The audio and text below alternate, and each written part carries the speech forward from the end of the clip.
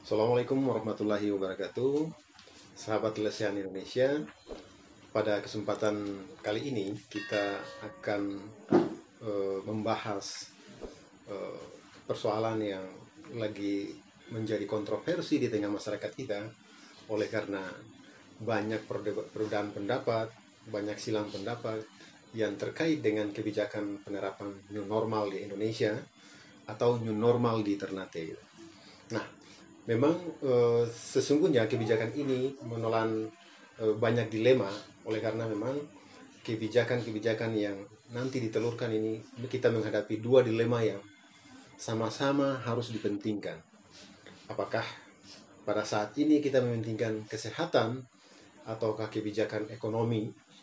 Disinilah letak dilematis kebijakan publik kita ini. Sahabat Lesian Indonesia, di tengah-tengah dinamika publik yang bergerak begini cepat, pemerintah kita diperhadapkan pada dua pilihan yang sama-sama sulit. Pemerintah kita diperhadapkan pada pilihan yang benar-benar harus ditentukan dengan begitu matang.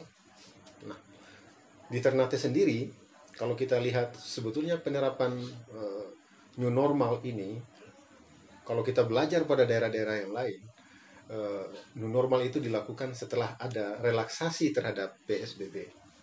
Tetapi yang justru yang terjadi di Ternate adalah bahwa penerapan new normal itu tanpa didahului oleh PSBB. Oleh karena itu, dalam konteks penerapan new normal di kota Ternate harus benar-benar dikaji secara matang, dikalkulasi secara rasional, oleh karena jangan sampai kebijakan ini menjadi bias. Justru jangan sampai kebijakan ini malah melahirkan epicentrum baru, melahirkan persoalan yang lebih rumit dengan tingkat penyebaran COVID yang makin tinggi. Bisa melahirkan klaster-klaster baru penyebaran COVID-19 yang itu dampaknya akan sangat merugikan kesehatan masyarakat, sangat berdampak buruk terhadap kehidupan ekonomi dan kesehatan masyarakat. Nah, dalam konteks itu pula, pemerintah Kota Ternate sebetulnya tidak bisa mengambil langkah-langkah ini secara cepat, oleh karena harus diperhitungkan aspek kesehatannya, harus diperhitungkan aspek kajian epidemiologisnya, karena tingkat penyebaran di Kota Ternate masih tergolong sangat tinggi.